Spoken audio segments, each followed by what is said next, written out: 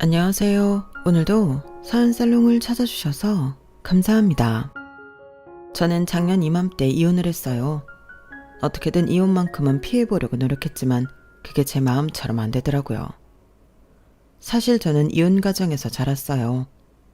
그런 탓에 이혼에 대해 부정적인 생각을 가지고 있어요. 단란한 가정에서 자란 친구들은 모르고 자랐을 일들을 저는 수없이 겪으며 살아야 했거든요. 세상이 만만치 않다는 걸 너무 일찍 알아버렸으니까요. 그래서 내가 겪은 고통을 내 자식한테만큼은 물려주고 싶지 않았어요.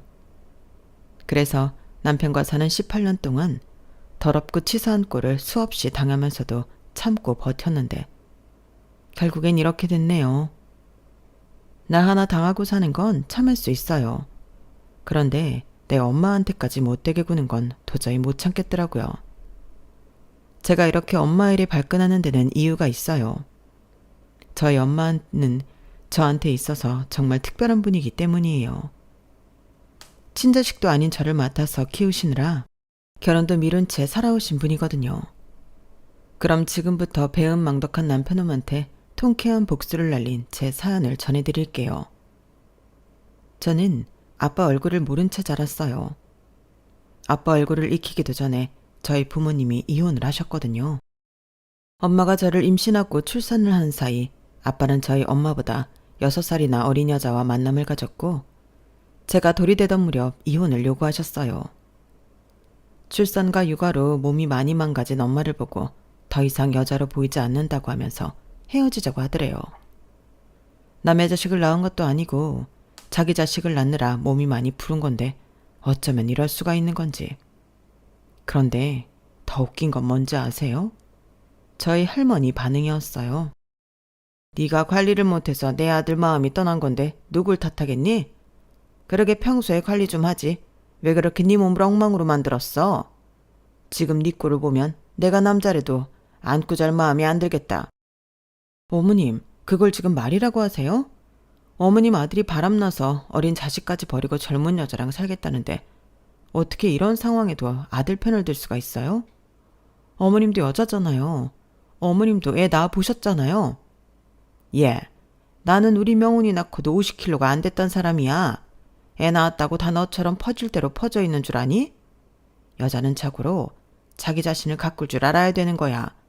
그래야 남편한테도 사랑받지. 지금 너처럼 몸이 그 모양 그 꼴인데 어떤 남자가 좋아하겠니?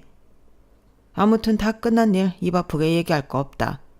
마음 떠난 사람 붙잡겠다고 괜한 힘 빼지 말고 너도 네 살 길 찾아가. 그 엄마의 그 아들이라고 할머니와 아빠는 생각하는 게 똑같은 인간들이었어요. 저런 사람들이 자식을 낳고 부모가 된다는 게 정말 죄 짓는 것처럼 느껴질 정도로 정신이 온전치 않은 사람들이었죠.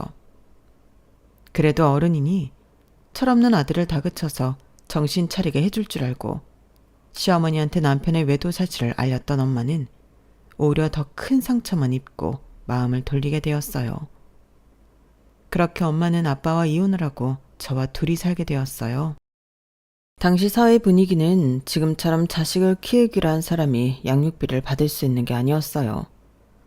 오히려 남편한테 양육권과 친권을 뺏기지 않으려고 엄마는 많은 걸 포기한 채 아빠와 이혼을 감행해야 했어요. 뻔뻔한 아빠는 위자라도 제대로 주지 않으려고 뻔뻔하게 굴었어요. 자기 사촌형이 변호사라는 걸 강조하며 법적으로 따져도 엄마가 받을 수 있는 금액이 얼마 안 된다고 되려 큰 소리를 친 거예요.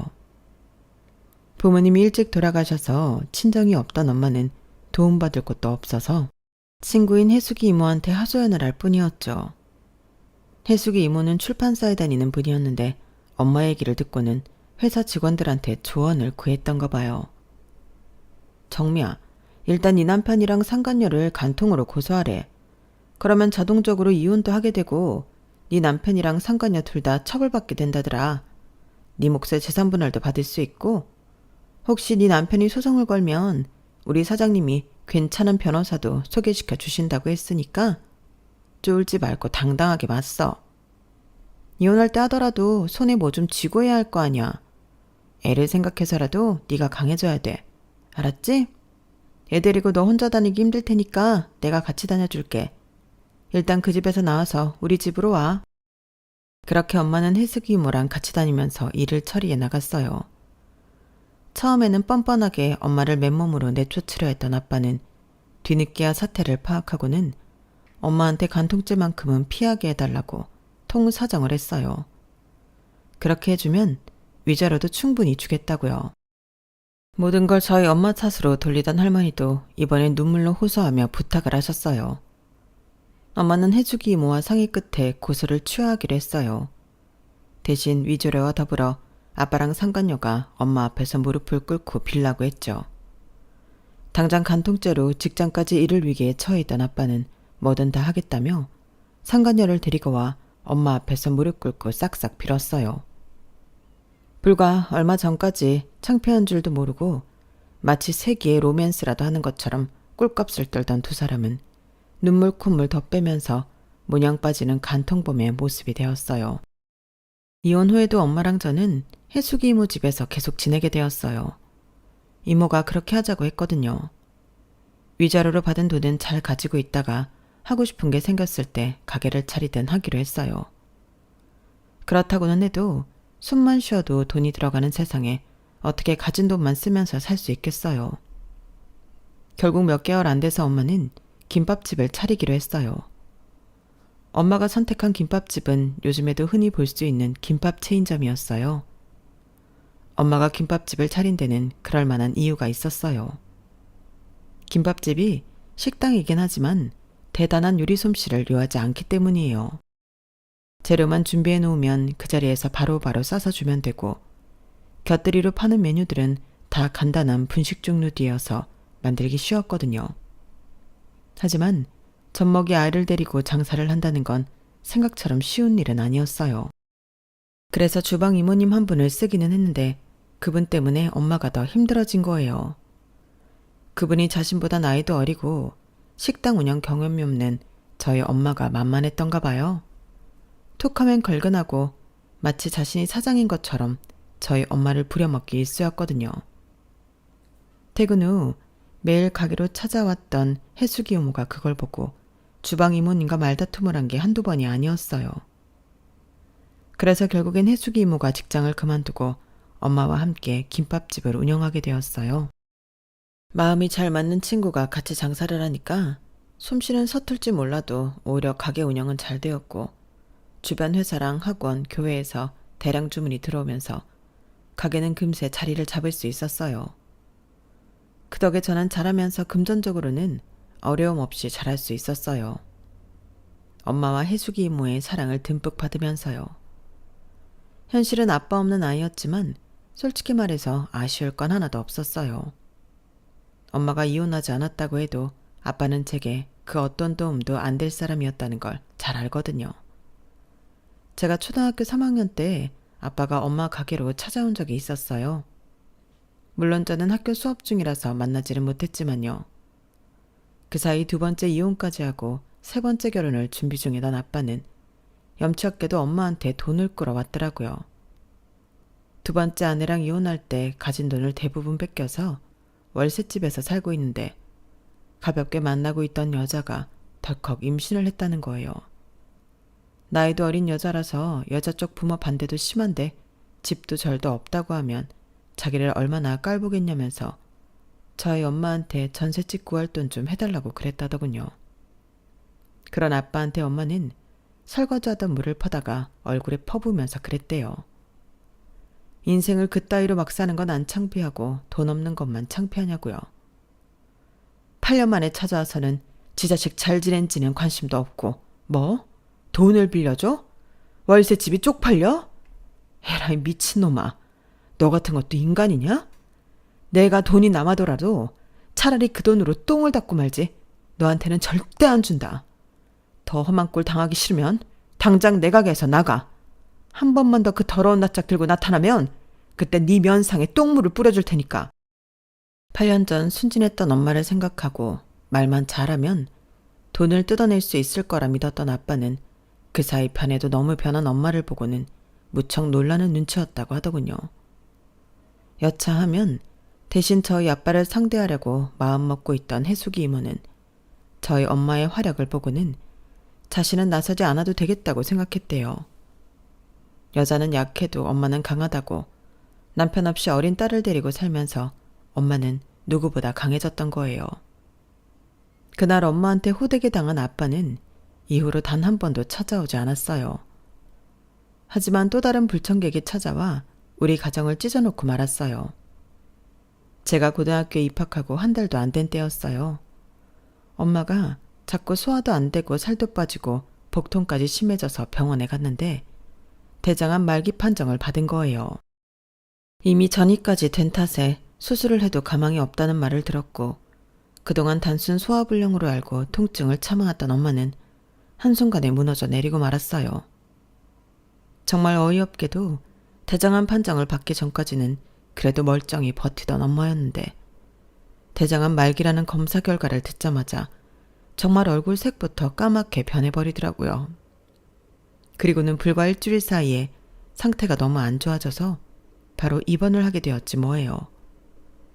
그동안 바위처럼 강해진 줄 알았던 엄마는 무너져 내린 건강만큼이나 정신적으로도 순식간에 무너지고 말았어요. 혜수가, 나 죽기 싫어. 우리 지훈이 대학 가는 것도 보고 결혼해서 애 낳는 것도 다 보고 싶어. 지훈이 대학 가면 우리 다 같이 유럽 여행도 가자고 그랬잖아. 영화 사운드 오브 뮤직에 나왔던 오스트리아도 가고 로마의 휴일에 나왔던 트레비 분수도 가보자고 했잖아. 그런데 내가 왜 죽어야 돼? 싫어. 나 절대 못 죽어. 누구 좋아하라고 내가 죽어. 혜수가, 가게 팔아서라도 나 좀 살려줘. 한국에서 수술 못한다 그러면 일본을 가든 미국을 가든 세계 어디로 가서든 나 좀 살려줘. 우리 지훈이 혼자 두고 나 못 죽어. 악을 쓰며 해숙이 이모를 잡고 울분을 터뜨리던 엄마는 그러다가도 마음이 진정된 때면 노트에 통장 비밀번호며 저와 관련된 신상 정보 등을 빠짐없이 적어두셨어요. 언제 엄마가 잘못될지 모르기 때문에 미리미리 준비를 해두신 거였죠. 대장암 말기 판정을 받고 3개월도 채 안 된 어느 날 엄마는 세상을 떠나고 말았어요. 이제 저는 고아가 된 거나 다름없었죠. 생물학적 아빠가 살아있기는 하지만 저는 그 사람을 아빠라고 생각하지 않았으니까요. 엄마가 돌아가시고 2주쯤 지났을 때였어요. 혜숙이 이모가 제 방에 들어와 얘기를 좀 하자고 하더군요. 솔직히 그때 저는 평소와 다른 이모의 무거운 표정에 살짝 겁이 났어요. 혹시 이모가 나보고 집에서 나가라고 하면 어쩌나 하고요. 그런데 그런 제 예상과 다른 말을 하지 뭐예요. 지훈아, 엄마랑 이모랑 그동안 많이 고민하고 내린 결정인데 네가 받아들여 줬으면 좋겠어. 운을 띄워놓고 이모는 한참이나 말을 잇지 못했어요. 그래서 제가 먼저 툭 말을 꺼냈죠. 나 집에서 나가라는 말 하려고 그러는 거야? 그래서 이렇게 뜸을 들이는 거냐고. 그러자 이모는 눈이 동그랗게 커지더니 어이없다는 듯 헛웃음을 지었어요. 너 지금 무슨 생각을 하는 거니? 내가 왜 너보고 나가라 그래? 넌 지금까지 나를 그런 인간으로 봐왔던 거니? 이지훈, 나 좀 섭섭하려고 그런다?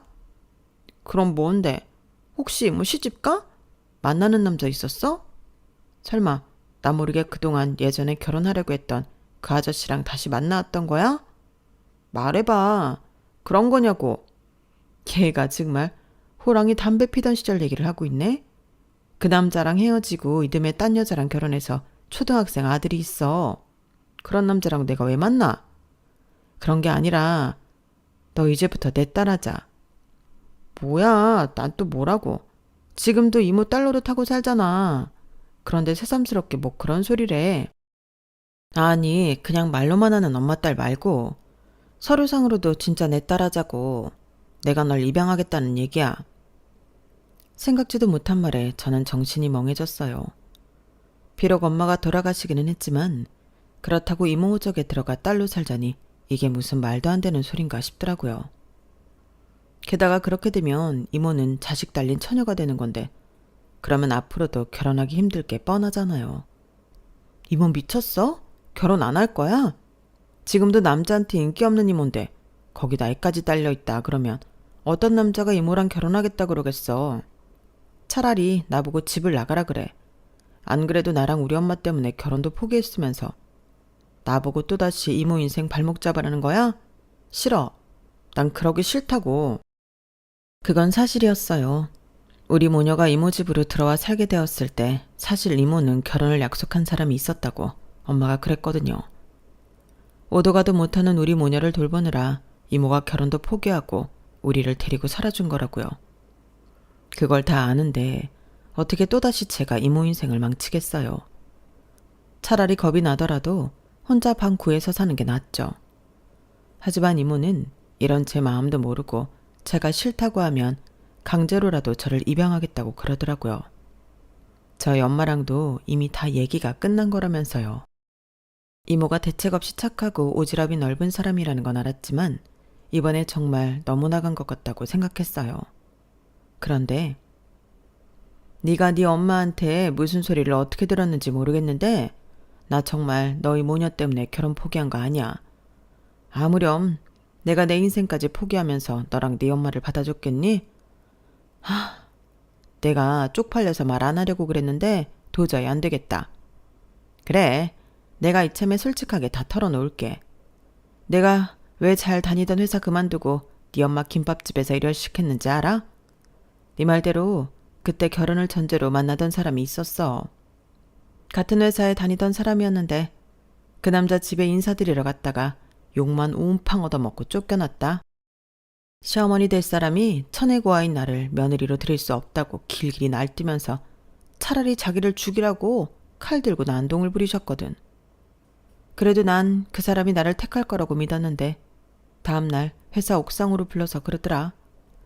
이 결혼 도저히 안 되겠다고. 여자는 다시 만나면 되지만 엄마는 다시 만날 수 없지 않냐면서 말이야. 속으로는 야속하고 미웠지만 웃는 얼굴로 쿨하게 그러자고 했어. 어차피 마음 정리한 사람한테 매달려봤자 내 꼴만 더 우스워질 게 뻔하니까 더 상처 입기 전에 내가 발을 뺀 거지. 막상 그래놓고는 앞으로 회사에서 마주칠 게 겁이 나는 거야. 그래서 회사 그만두고 네 엄마 밑에서 일 시작한 거고. 그러니까 내가 너 때문에 결혼도 포기했다는 착각은 하지 말라는 거야. 난 너 때문이 아니라 고아인 내 처지 때문에 버림받은 거라고. 그래서 내가 당한 수모를 절대 너한테 물려주기 싫어. 내가 널 입양하려는 건 내 친구 정미 자리를 뺏겠다는 게 아니라 내 친구를 위해서 친구 딸을 지키려는 거라고. 그러니까 내가 너 입양하게 해줘. 엄마 대접해달라고 안 할게. 호칭도 지금처럼 이모라고 불러도 돼. 대신 네가 결혼을 하게 될 땐 철저하게 네 남편한테도 시부모한테도 날 엄마라고 소개해줘, 지훈아. 그래줄 수 있지? 혜숙이 이모는 제 손을 꼭 잡고는 눈물이 그렁하게 맺힌 눈으로 저를 지그시 바라보셨어요.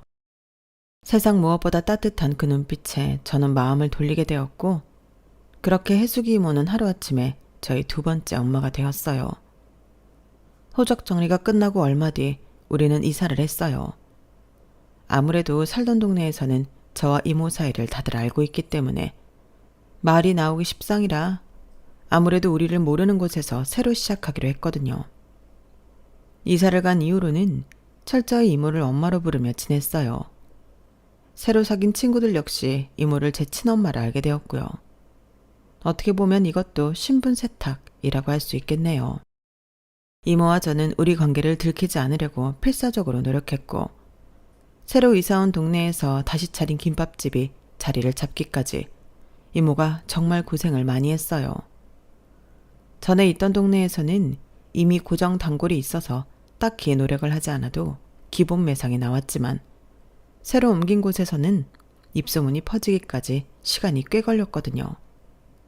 게다가 저희 엄마랑 둘이 하는 일을 낯선 사람과 손을 맞춰가며 해야 했기 때문에 이모는 이전보다 몇 배나 힘든 상황이었어요.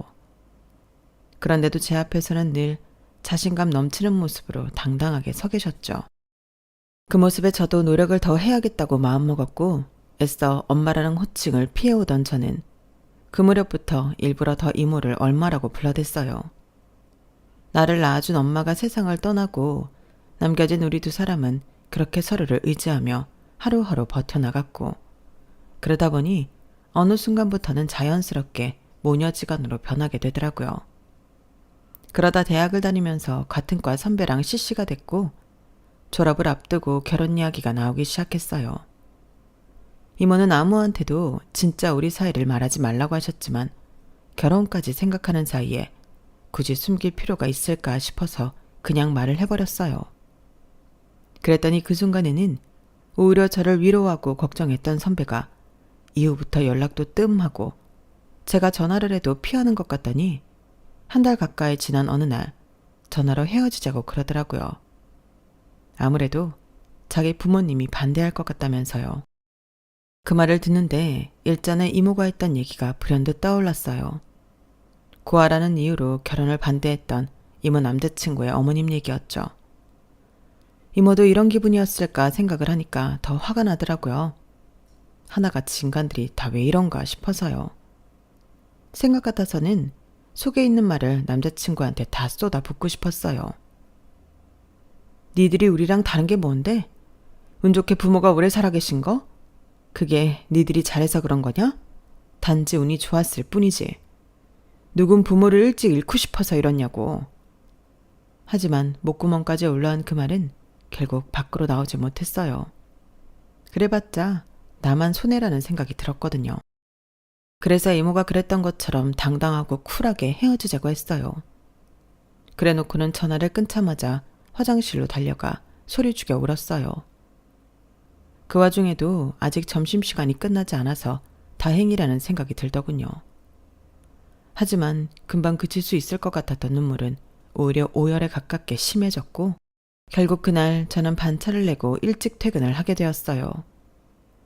회사에서 하도 울어서 그런가 집에 들어서자마자 몸이 까무러지는 게 몸에 힘이 하나도 안 나더라고요. 그래서 쓰러지듯 잠이 들었는데 몇 시간 자고 나니 번쩍 눈이 뜨이더라고요. 차라리 쭉 잠이 들었으면 모를까 눈을 뜨고 나니 머리에 잡생각이 들끓어서 도저히 맨정신으로 못 버티겠더라고요.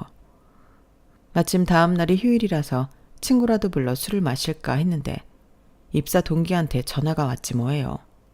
바로 현재 제 남편 말이에요. 팅팅 부은 눈으로 간 게 내내 마음에 걸렸다며 괜찮냐고 묻더군요.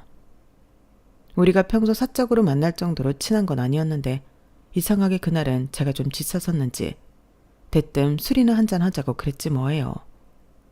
그렇게 약속 시간과 장소까지 잡아놓고는 전화를 끊자마자 후회했어요. 거울에 비친 제 얼굴이 아주 가관이었거든요. 눈에 모기를 한 열대빵 맞은 것처럼 퉁퉁 부어서는 눈의 감각조차 무뎌진 상태였으니까요. 그런데 또 혼자 궁상 떨고 싶지는 않고 해서 야밤에 선글라스를 끼고 약속 장소로 향했어요. 저를 본 남편은 대충 상황을 짐작한 것 같은데도 무슨 일인지 캐묻지는 않았어요. 그냥 일상적인 대화만 이어갈 뿐이었죠. 차라리 편하게 무슨 일이냐고 물어봐주면 술을 핑계 삼아 다 털어놓고 날 차버린 놈 욕이라도 실컷 할 텐데 그러지 못하니까 답답하고 입이 근질거리더라고요. 이럴 거면 혼자 집에 있지 뭐하러 이 꼴로 나와서 술을 마시고 있나 하는 생각이 들었어요. 그렇게 한 잔 두 잔 술이 들어가니까 자제력도 떨어지고 결국 제 입으로 말을 뱉고 말았죠. 나 남자친구랑 헤어졌어. 결혼하자고 그러더니 내가 고아라는 얘기 듣고는 바로 헤어지자네? 개새끼. 언제는 결혼하자고 사람 들들 볶더니 부모 없다고 다 빨아먹은 개뼈다귀처럼 차버리냐? 태호 씨는 어떻게 생각해? 이게 말이 된다고 생각해? 그러자 남편은 고개를 갸웃거리며 그러더라고요. 이상하네. 몇 주 전에 새 구두 신고 와서는 엄마가 사주신 거라고 하지 않았어? 불과 몇 주 만에 어머님이 돌아가신 건 아닐 텐데. 아, 그건 말이지. 술김에 그랬는지 제 기준에 제 상황이 창피할 일이 아니라고 생각해서 그랬는지 저는 현재 엄마가 내 친모가 아니라는 것과 친모가 죽고 난 뒤 현재 엄마가 나를 입양했다는 얘기까지 가감없이 다 털어놓았어요. 그 외에도 참 많은 얘기를 했던 것 같은데 그때는 이미 필름이 끊긴 상태에 떠들어댔던 거라서 제가 무슨 말까지 했는지는 기억이 안 나네요. 다만 그날 남편 앞에서 했던 말들이 결국 부메랑이 되어 제 목을 치게 된 것만은 확실해요. 남편은 그날 술에 취해 떠들었던 제 술주정을 다 받아주고 집까지 업어서 데려다 줬어요. 그 바람에 그때까지만 해도 아무 사이가 아니었던 우리 두 사람은 엄마한테 딱 찍혀버리게 되었죠. 다 큰 딸 자식이 술에 취해 남자 등에 업혀 집에 들어왔으니 어느 부모가 둘 사이를 의심하지 않겠어요. 우리가 사귀게 된 건 그로부터 1년쯤 뒤였음에도 불구하고 저희 엄마는 그때부터 우리 두 사람이 사귀고 있던 걸로 오해하셨어요. 남자친구와 헤어진 날 제가 떨어선 진상짓을 고스란히 혼자 받아냈던 남편은 그날 일을 계기로 저와는 허물없는 사이가 되었어요. 남녀가 툭하면 만나서 술도 마시고 주말엔 같이 영화도 보러 다니고 했으니 관계가 깊어지지 않는 게 이상한 일이었죠. 결국 우리는 직장에 비밀로 한 채 연애를 시작했고 그렇게 1년 연애 끝에 결혼을 하게 되었어요. 제 출생부터 사소한 집안 사정 하나까지 다 알고 있는 남자라서 오히려 마음이 놓이더라고요. 그런 사실을 알고도 저랑 결혼할 생각을 해준 남자였으니까요. 그래도 시댁 식구들한테만큼은 저와 엄마의 관계를 비밀로 하고 싶었어요. 아무래도 눈치도 보이고 괜히 남들 입에 오르내리기 싫었거든요. 다행히 남편도 그런 제 뜻을 따라주었고 그 점에 대해서는 고맙게 생각했어요. 저희 시부모님은 지방에서 농사를 지으시는데 땅이 많은 것도 아니고 그렇다고 농사 위에 부수입을 올릴 만한 작물을 키우시는 것도 아니어서 생활이 그리 넉넉하지는 않았어요. 그럼에도 저랑 저희 엄마 앞에서는 엄청 목에 힘을 주고 계셨어요. 어머님 말씀대로라면 원래 아들 가진 부모는 세상 두려울 거 없이 당당한 거라고 하시더군요. 집안 대를 이었으니 말이에요. 요즘은 어디 가서 그런 소리하면 창피당하기 일쑤겠지만 제가 결혼을 준비하던 때만 해도 아들 가진 부모들의 유세가 좀 있는 편이었어요. 당신 아들이 대단한 판사나 검사나 의사가 아니어도 말이죠. 그리고 그런 이해 안 가는 생각은 상견례 자리에서 바로 나타나더군요. 나는 이 나이 먹도록 시골에서 농사만 짓고 살아온 사람이올시다. 나는 정치도 모르고 경제도 모르는 사람이에요. 그저 내 몸뚱이 하나 가지고 성실하게 농사지어서 내 처랑 자식들 먹이고 입히는 것만 알고 산 사람입니다. 그래도 내가 이렇게 사돈들 분 앞에서 당당하게 고개를 들 수 있는 건 비록 내 손에는 흙 묻혀가며 힘들게 살았어도 내 아들만큼은 서울에 있는 대학까지 보냈다는 자부심이 있기 때문이에요. 딸만 덜렁 낳은 안사돈 앞에서 이런 말 하긴 좀 그렇지만 나는 조상들 앞에 서면 면설 정도는 다 하고 살았다는 얘기입니다. 아들 낳아 대를 이었고 아들 녀석을 서울에 있는 대학도 보내서 번듯한 회사까지 다니게 했으니 이만하면 내 할 일 다 한 거 아니겠습니까? 음식이 식는 줄도 모르고 일장연설을 하시는 아버님 앞에서 저희 엄마는 조용히 고개를 끄덕이셨어요. 그런데 그래서 말입니다, 사돈. 듣자 하니 하시는 식당이 꽤 잘 된다고 하던데 수십 년 그렇게 장사를 해왔으면 벌어놓은 돈도 꽤 되지 않을까 생각합니다. 자식이 둘셋 되는 것도 아니고 딸랑 딸내미 하나인데 딸 자식 결혼하는 마당에 부모로서 돈 아낄 이유가 있겠습니까? 아버님 말씀이 점점 이상한 분위기로 돌아가자 저는 남편한테 눈치를 주었어요. 남편 역시 당황한 표정으로 좌불안석이더라고요. 그리고 마침내 아버님 입에서 결정적인 말이 튀어나왔어요. 아들 가진 유세라고 해도 좋습니다. 하지만 내가 죽으면 어차피 내 재산 누구한테 가겠습니까? 맏아들한테 가지 않겠어요? 그래서 말인데 이참에 우리 집에 땅을 좀 사주셨으면 합니다.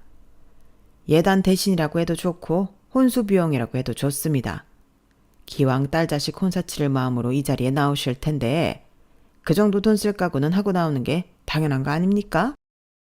말도 안 되는 논리를 앞에서 저희 엄마한테 땅을 사달라고 당당하게 말하는 아버님 때문에 순식간에 루만의 분위기는 싸늘해졌어요.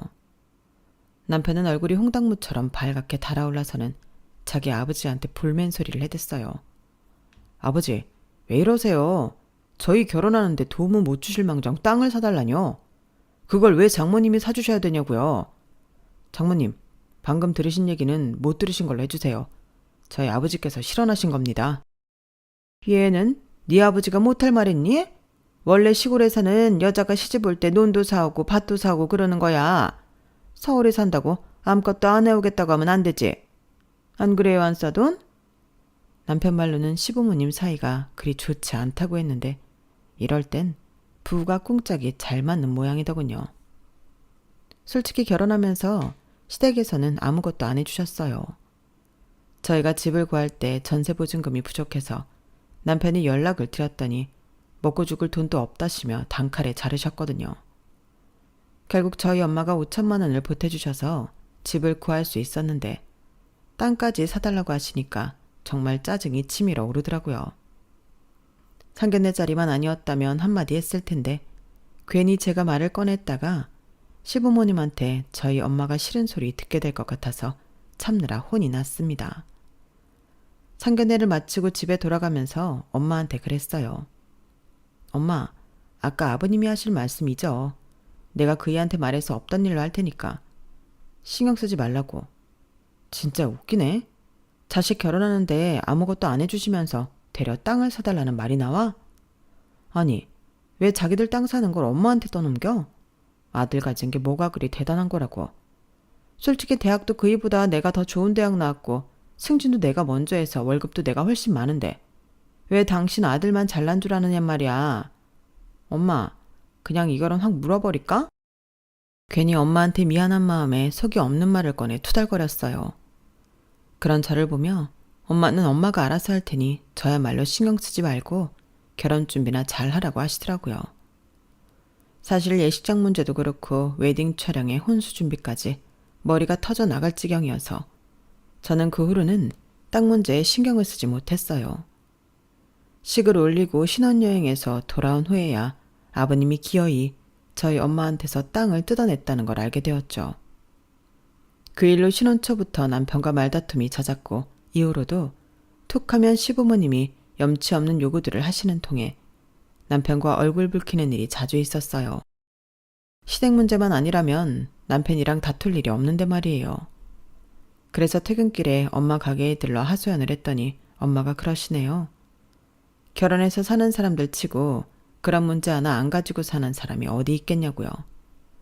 그래도 도박에 빠져서 집안 들어먹는 시부모 아닌 게 어디냐고요. 적어도 땅은 나중에 저희가 되돌려받을 수라도 있으니 보험 들어놨다 생각하라나요? 남편과 18년 가까이 결혼 생활을 해오면서 시댁 때문에 엄마가 피해를 본 게 한두 번이 아니었어요.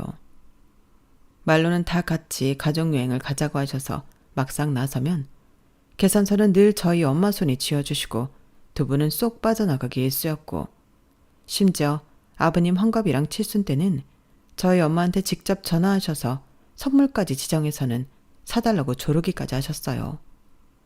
그런 식으로 땅에 농기구 그 밖에 마사지 기계까지 제가 알게 모르게 저희 엄마 등골을 빼먹어댔고 이런 일이 있을 때마다 저는 남편과 사니 못 사니 부부싸움을 벌였어요. 그러다 저희 엄마 칠순이 되었어요. 시아버지 칠순 때 아버님이 저희 엄마한테 안마의자를 뺐다시피 선물로 받아가신 적이 있어서 남편이랑 싸웠는데 그때 남편이 그랬거든요. 장모님 칠순 때는 자기가 호텔에서 칠순잔치를 성대하게 치러주겠다고요. 그런데 제가 남편을 모르나요? 말은 그저 말일 뿐이고 기껏해야 용돈 조금 쥐어드리고 끝낼 위인이라는 걸요. 그래서 딱히 남편한테 말 않고 봉투에 엄마 용돈으로 50만 원을 담아서 드렸어요. 엄마, 그이가 칠순잔치 해드린다고 했던 약속 못 지켜서 미안해. 약속하지만 이걸로 엄마 봄 자켓 하나 사요. 나 내년에 퇴직하고 퇴직금 받으면 그땐 해외여행 시켜드릴게. 엄마한테 받은 걸 생각하면 50만 원이 든 돈 봉투가 그렇게 초라하게 느껴질 수가 없었어요. 그런데 이런 마음도 모르고 남편이란 인간이 뭐라는 줄 아세요? 뭐? 50만 원? 아니 장모님이 돈 쓸 데가 어디 있다고 그렇게나 많이 들여. 솔직히 장모님이 한 달에 가게에서 벌어들이는 돈이 얼만데 누가 누구한테 돈을 주느냐고. 돈은 우리가 장모님한테 받아도 시원찮을 판에. 됐고 당장 가서 그 돈 돌려받아와. 다 받아오긴 그러니까 돈 10만 원 쥐어드리고 나머진 받아오라고. 도인네 돈 쓸 데가 어딨냐? 10만 원도 많다 많아. 이딴 개소리를 하길래 빽 소리를 질러버렸어요. 그리고는 다 끝난 줄 알았는데 며칠 뒤 퇴근길에 엄마 가게에 갔더니 주방 이모님이 그러시는 거예요. 얘 지훈아, 네 남편 어쩜 그렇게 염치가 없니? 세상에 장모 칠순에 현금 50만 원 준 거 아깝다고 그걸 돌려받으러 왔더라. 내 참 기가 막혀서. 네? 아니 이 인간이 미쳤나? 그래서 정말 그 돈을 받아갔어요? 그래도 지도 양심은 있는지 10만 원은 두고 가더라. 예, 내가 이런 말 할 처지는 아니지만 너희 시부모도 그렇고 네 남편도 그렇고 정말 너무들 한다. 이건 사돈이 아니라 아주 돈 뜯어먹는 귀신들이야. 툭하면 전화해서 땅 사달라, 농기계가 망가졌다, 바꿔달라. 돈 뜯어갈 생각뿐이고 사위라고 하나 있는 건 염치는 어디다 팔아먹었는지 장모를 호구로 알질 않나. 옆에서 보는 내가 다 열받아서 못 살겠다고. 그날 집으로 돌아온 저는 남편과 대판 싸웠어요. 그렇게 말다툼을 하다 보니 자연스레 그동안 시부모님이 저희 엄마한테 뜯어간 땅과 농기구, 그 밖에 전자제품 얘기까지 흘러나왔고 그 바람에 싸움이 커져서 거의 한 달 가까이 냉전이 이어졌어요. 속으로 퇴직금 받으면 한 푼도 안 주고 싹 다 내가 써버리겠다고 이를 박박 갈았죠. 그렇게 몇 달이 지나고 시어머님 생신이 되었어요. 생신 당일은 평일이라서 못 찾아뵙고 그 주 주말에 남편과 딸아이와 함께 시댁으로 향했어요.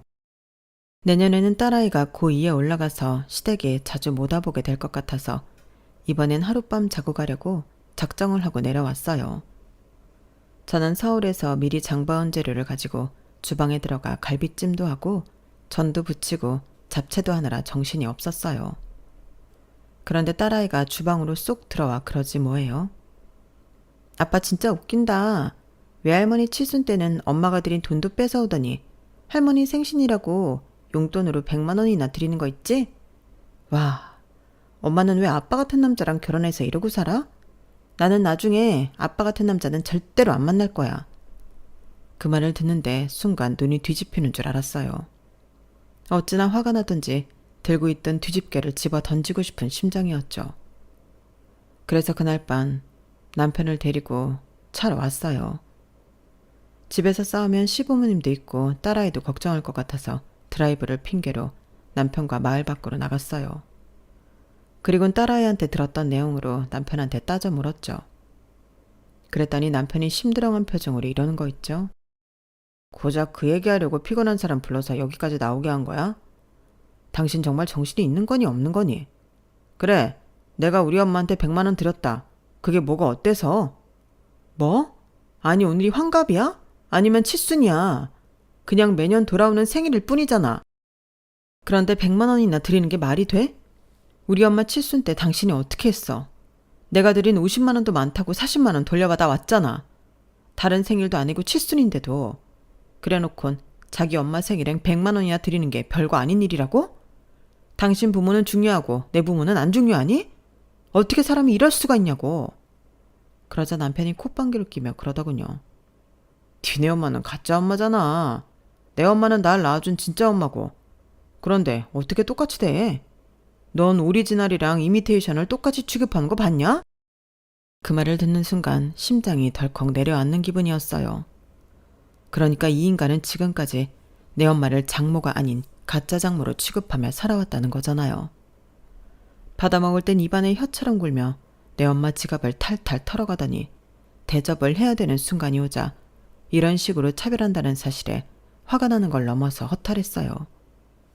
이런 걸 남편이라고 믿고 살았다는 게 믿어지지가 않아서요. 연애까지 포함하면 근 20년을 함께 지내오면서 그날처럼 남편이 낯설게 느껴지는 건 처음이었어요. 너무 실망해서 그런가 화를 낼 생각도 안 들더라고요. 대신 이 남자와 이어져 있던 가느다란 끈을 일순 뚝 잘라버릴 용기가 생겼어요. 그렇게 말도 많고 탈도 많던 시댁 나들이를 마치고 집으로 돌아온 저는 조용히 이혼 준비를 시작했어요. 딸아이한테는 알아듣게 잘 설명했고 딸도 결정에 찬성해 주었어요. 그리고 엄마한테도 찾아가 상황을 말씀드렸어요. 엄마는 별 말씀 없이 낮은 한숨만 쉬시더라고요. 모르긴 해도 엄마 역시 제 결혼 생활이 위태롭다는 걸 인지하고 계셨던 것 같더라고요. 그리고 이혼 전에 해치워야 할 일이 있어서 한 달 정도 시간을 보내야 했어요. 그런데 아침 대바람부터 시댁에서 전화가 왔더라고요. 잠결에 전화를 받은 남편은 무슨 소리를 들었는지 벌떡 일어나 앉았어요. 그리고는 저를 깨우더군요. 여보, 이게 무슨 소리야? 아침부터 사람들이 찾아와서 아버지의 경운기랑 트랙터랑 암튼 농기계랑 농기계는 죄다 가져가겠다고 그런데 아버지 말로는 당신한테 이미 돈 줬다고 그랬다는데 정말이야? 아, 벌써들 오셨구나. 농사 짓는 분들이라 부지런도 하시네. 맞아, 내가 당근마켓에 올려서 다 팔아버렸어. 아, 그리고 조만간 논이랑 밭주인도 올 거야.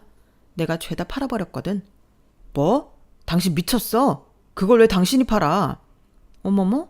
왜긴 왜야? 그거 다 우리 엄마가 산 거잖아. 그러니까 당연히 엄마 딸인 내가 처분하는 거지. 그 오랜 기간 렌트비 한 푼 안 내고 잘 썼으면 고마운 줄 알아야지. 어디서 큰 소리야, 염치 없이. 내가 당신 부모 물건에 손을 댔어? 아니잖아. 내 엄마가 돈으로 산 것들만 골라서 판 건데 왜 당신이 나한테 도둑놈 취급을 하는 거냐고. 아, 그리고 이 집도 정리한 거야. 당신 그거 알지? 우리 신혼집 구할 때 우리 엄마가 5천만 원 해주셨던 거. 그 돈이 고스란히 이 집 사는데 들어갔잖아? 그거 5천에 거기에 대한 지금까지 은행이자 붙여서 우리 엄마한테 돌려드릴 거니까 당신도 그렇게 알아.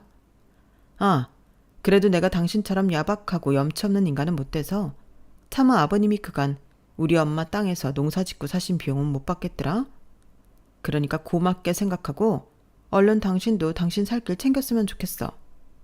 아, 화장대 서랍에 이혼 서류 넣어뒀거든. 내 건 내가 다 썼으니까 당신 분량 채워도 놔둬. 어차피 일말의 정도 안 남았는데 같이 부부를 살 필요 없잖아. 혹시나 애 핑계 댈까봐 하는 말인데 지우도 우리 이혼 찬성이라니까 괜히 고집 부리지 마. 당신이 끝까지 이혼 못하겠다고 질척대면 당신이 주식한다고 1억 가까이 날린 거 문제 삼을 테니까 그런 줄 알고. 여보, 갑자기 왜 이래? 뭐 잘못 먹었어? 아니 멀쩡하던 사람이 어떻게 하루아침에 이렇게 변해? 당신 혹시 남자 생겼어? 그런 거지. 어떤 놈이야? 어떤 놈이길래 당신이 하루아침에 이렇게 미쳐서 이혼 타령을 해? 말해. 말하라고. 이 멍청아. 무슨 개소리를 하고 있어. 내 인생에 너라는 남자 하나만으로도 진절머리가 나는데 남자? 너는 고작 그 정도밖에 생각을 못하니? 내가 너한테 왜 정머리가 떨어졌는지 아직도 모르겠어? 이게 이유야. 남의 가슴에 상처를 입혀놓고도 아무것도 모르고 자기 잘못도 모르는 당신의 이기적이고 뻔뻔함 때문이라고. 마지막으로 한마디만 해줄까? 네 부모가 귀하면 남의 부모도 귀한 거야. 나는 내 엄마 알기를 개떡같이 아는 너 같은 놈이랑은 한순간도 더 함께하고 싶지 않단 얘기야. 그러니까 더는 내 인생에서 질척대지 말고 꺼지라고. 그렇게 저는 남편과 이혼을 했고 그동안 시부모님이 저희 엄마한테 뜯어먹었던 모든 것들을 당근마켓에 올려 팔아치웠어요. 당연히 제 값은 못 받았죠. 애초에 돈 챙길 목적은 아니었어요. 그 인간들이 더는 쓰지 못하게 없애버리는 게 목적이었으니까요. 그리고 땅을 판 돈은 고스란히 엄마한테 가져다 드렸어요. 엄마는 그 돈은 우리 지우 대학 들어갈 때 등록금으로 쓰라고 되돌려 주시더라고요. 내년에 퇴직을 하기로 마음먹었던 저는 그 계획을 조금 앞당겨 이혼이 확정되자마자 바로 퇴사를 해버렸어요. 그리고는 딸과 함께 엄마 집으로 들어갔죠. 이혼한 지 1년이 지난 지금 저는 엄마 가게에서 2대째 김밥집 주인으로 살아가고 있어요. 엄마와 해숙이 이모가 함께 김밥을 말아 팔며 모진 인생을 살아냈던 것처럼 앞으로 저도 굴곡진 인생을 살아가게 되겠지만 그래도 겁은 안 나요. 내 옆에는 나를 아껴주는 엄마와 내 결정을 지지해주는 멋진 딸이 있으니까요. 옆에 내 편이 있다는 것만큼 행복하고 든든한 건 없잖아요. 지금까지 제 사연을 들어주셔서 감사합니다. 여러분들 곁에도 소중한 인연들이 있으시길 바랍니다. 행복하세요. 여러분, 사연 댓글에 응원과 현명한 조언 부탁드려요. 좋아요와 구독은 저에게 큰 힘이 됩니다. 오늘도 좋은 일 가득하세요.